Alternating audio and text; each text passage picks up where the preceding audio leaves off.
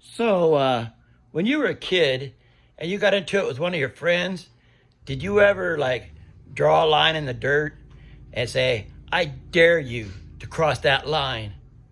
And of course, 9 times out of 10, they step across that line. So you back up and you draw another line and you're like, I double dog dare you to step across that line.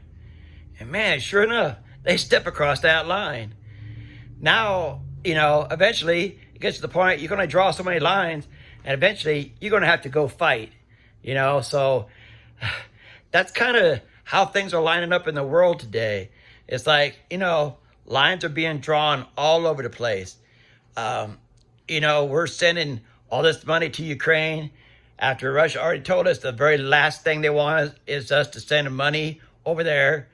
And now Anthony Blinken, who should know better at this point, is saying, we're going to let Russia, saying Ukraine is going to be in NATO. Well, that's a really smart thing to say there, Anthony Blinken.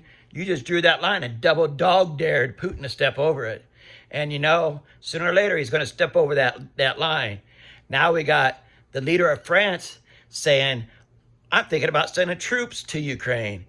Oh, that's ingenious. That's like saying, I triple dog dare you to step over that line.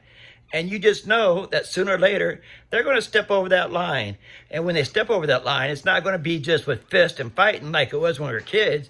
It's going to be with nuclear weapons and all kinds of craziness is going to break loose. We're doing war games in Poland, right on the border of Russia.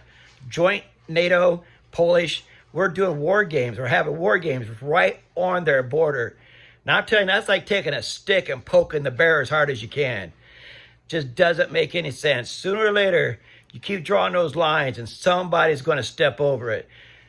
Now we got Israel bombing Syria, but they're killing Iranians, and Iranians are threatening, because we backed them up, Iran is threatening retaliation.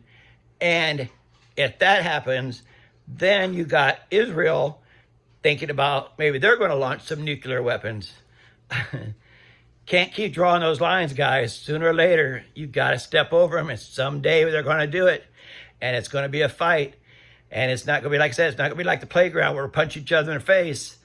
It's going to be all-out nuclear war. Something's got to happen. We got to stop posturing and start talking and acting like civilized human beings.